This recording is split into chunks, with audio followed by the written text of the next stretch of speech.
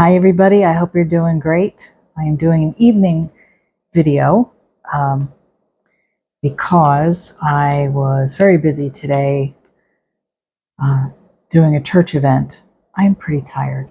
Sometimes I think, what was I thinking? But kind of felt like they needed some help. So that was great. Halloween was yesterday. Today is the Day of the Dead. I hope you honored all of your ancestors. And good news, I actually got my arm in a sleeve, so I guess I'm out of the tanks at this point. So I feel good about that. I don't think I'm going to be putting anything on that's really difficult to put on, but you know, it's a start and things are looking up. So I hope you had a good Halloween.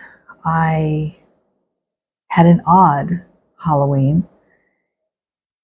I think I told you we went to BJ's to get candy because candy is just a little ridiculous right now.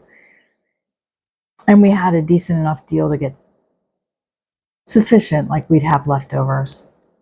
And Chris usually takes leftovers to work, like a lot of his coworkers. But we didn't even go through the first bag. And I'm going to hold off and give the second bag to food donation, you know, so that people could just put a handful of little candy. That would be nice. But we had like less than half of the kids coming to the door for candy. I wonder how many people experienced that. I mean, was it just a fluke? Because what occurred to me was that maybe people are hesitant to send their child door to door right now, or even come themselves. Which, if that's the case, I find it very sad. Or if it's the case that people couldn't afford, I don't know, costumes or what have you. It's just that there's more disconnection in society. That was just another, another hint at that. Let me know in the comments, did you find a lot less trick-or-treaters? I used to live in a place where there were no trick-or-treaters because we had Amish neighbors. We were in an Amish neighborhood, and there's no way they do that, that is a no-no in that community. But I got out of buying candy for about 7 years because of it. No regrets, but I enjoyed actually having trick-or-treaters again. I love watching little ones, especially the real little ones in their costumes, and the older ones with the creativity that some of them have. So I got to see a few of them anyway, but I was a little disappointed, that's for sure. So the reason I'm doing this video too is I want to get something up for tomorrow. Like I said, been a little busy, but there was a question I wanted to address that came from a viewer. It was actually a little while ago, but I'm just getting around to that now. So the question was, how do I prepare? No, it was how do I cope with the last chapter of my life? And part two, what are tips that people like this person could prepare for? I don't think there's a really right or wrong answer for that. When I was diagnosed 2 years ago as terminal, it's been 2 years, a lot changed. A lot of my thinking changed. And what happens is you don't know how long you have because the doctors can't tell you. And, I wasn't told I had 6 months. It's just, that's what you hear in the movies, right? So, as a lot of you do know, but if you're new here, I had a garage sale because I didn't want my husband to deal with all of those things that, that's hard. And there was no reason for it. So I got rid of a lot in a weekend. And then 6 months came and went, and I was still here. And even though I wasn't feeling quite as well, I definitely wasn't in that, active dying stage. Then 7 months, 8 months, and I was like, you remember that thing I sold at the yard sale? I really could use that right now. And then there was my favorite jewelry that I let go of, and even a couple pieces that weren't supposed to be in the bin with the other jewelry. And when somebody brought it up to me, I was like thinking, oh, man, I know I could have taken it and just said it was a mistake.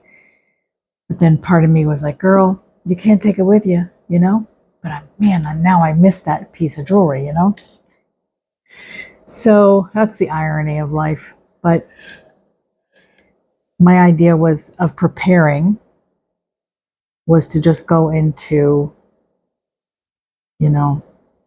just full on mode and get things done.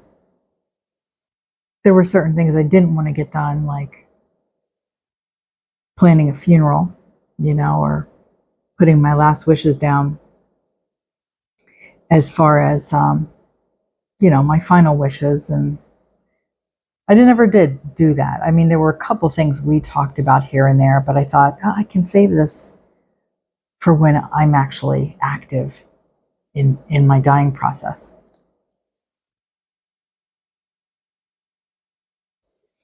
But what's interesting is that, fast forward 2 years, I'm still here. So how do I cope with that? Well, as many of you know, my motto is making every day count. And, every single day does count to me, even the ones that I don't feel well, and there are times when I feel a lot worse than other days. And, on those days I don't film. You don't see me. And it's interesting because there are a few other cancer YouTubers that look pretty good. And they've even been accused of faking, even though they haven't asked for a dime, they haven't been grifting for anything. You can't really judge a book by its cover, I guess.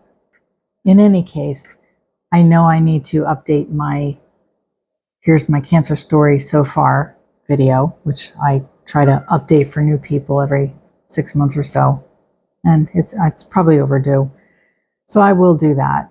And that way you can, you don't have to go to the very first video, but sometimes I look at the pictures, the thumbnails, and I go, oh my God, my hair was so short. So this is 2.5 years of growth, I guess now. And I'm almost to the point where I was before the chemo, which, I was excited about. I did like the curly hair, but the longer it gets, the straighter it gets. But I'm just blessed to be here, curly, straight, or bald, So I'm grateful for every day. I make every day count. That's not preparation, but that is how I cope. And I feel like if I can do something in the world, then I'm going to do it. I used to be very, very active. I can't do what I did before. And I think accepting that is a very strong coping mechanism to say, I'm not feeling well today. I know this might disappoint someone, but, that's just the way it's going to be. I don't want to disappoint people, but even like if I see a client, they know that there's a chance I'm not going to feel good that day. We'll reschedule, but I don't usually get too many days in a row that are bad. So I just put things off a lot. I don't like doing that, like I said, because I have a type A personality. So accomplishing has always been very important to me. And just being able to say, it's okay. If you can't do it, you can't do it. That's part of a coping mechanism, because it's like losing a piece of yourself. And then if you let it all get to you at once, then you're not coping with anything. It's just kind of like slow and steady as it goes. That's the way I've got to live my life. So, yeah, I think that the little things, the little joys I find, being able to go to the church and, volunteer or, to speak there, to do a class once in a while. And I used to do classes every week. I mean, not just at church, but I mean, my business and workshops and public speaking. And there's a lot to give up. That's a lot to be sad about. I have a new existence now. And it's not easy to accept, but that's what you have to do. Financially, that's also a hardship on me because I haven't had to do without necessarily, but I've learned to do with less. And less is okay. And as long as I have something that I can help others with, there's always going to be somebody that has less than me. And there's always going to be someone that has less than you. What's unique about my last chapter of life is that there's a lot more pages in it than I thought there was going to be. And because of that, I don't really know where the chapter ends. How long do I go with a low-grade, slow-growing cancer that, okay, they can't do anything about, but they can't seem to detect it and see how fast it's going to move?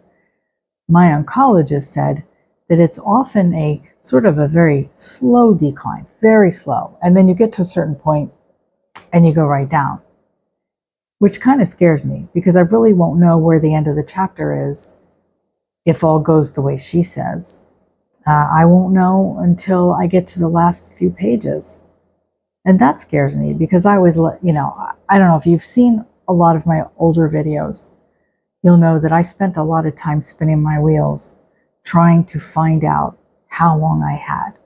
Let's try this test. Let's try that test. And then finally I was like, I can't do that anymore. I have to enjoy every page that I'm on. And whatever I have left, I have left. But I think it does hurt my soul letting go. I think when you have either a chronic illness or a terminal illness or just become older and more fragile, you start letting go naturally because you realize that the world isn't yours anymore and you have to make room for the younger people. This whole thing about the SNAP benefits that I was talking about. I would love to help more people over the holidays because it's not just the SNAP benefits, of course. It's also about the rising prices, and people with regular jobs are having problems as well. I would love to organize something. I don't have that energy. And I've got to leave that to the young and hope that they do it. All I can do is make suggestions, But that's about the last chapter of my life. I don't want to treat it like it's the last chapter of my life. I want to treat it like everything's normal. But it is a new normal. Because, you know what? When I turn the camera off, I'll probably take a nap or I'll go to bed. And also that is hard to know my limits. Accepting them is what has to happen. And sometimes I feel that I'm not accepting them because I'll push myself. And my husband notices that. He will make suggestions like, well, are you sure you want to do that? Because we pretty much agree that I can handle one, maybe two things in a day. And that might be a doctor's appointment and going to the grocery store. It can't be appointment after appointment after appointment, which I had just so much stamina before. So even if somebody looks like they don't have cancer, and a lot of people say, well, you look great, and I'm like, well, that's all that matters, I guess. So don't judge a book by its cover. And I'm only saying this because a lot of people have accused Kevin from EkeAcres that he didn't actually have cancer. And that's just bullshit, you know? All right. I guess that's just what I want to say. I hope that answers your question. I don't even want to say the name because I'm not 100% sure. And I hope you don't have to deal with that, because it is hard. It gets very emotional, and I don't like bringing people down. So a lot of people may not see me cry. They may not feel like I act the way I should act or the way they might act. Everybody's different, and it's okay. I don't like to be that vulnerable, but at the same time, I'm much more vulnerable than I used to be. I guess I was a real hard ass. You know, I wanted to be strong for everybody else. You know, I like doing volunteer work. I like doing things. Now I like the memory of those things and just offering suggestions on topics that I know something about, but I might not be able to actively do them. So I'm here for your questions.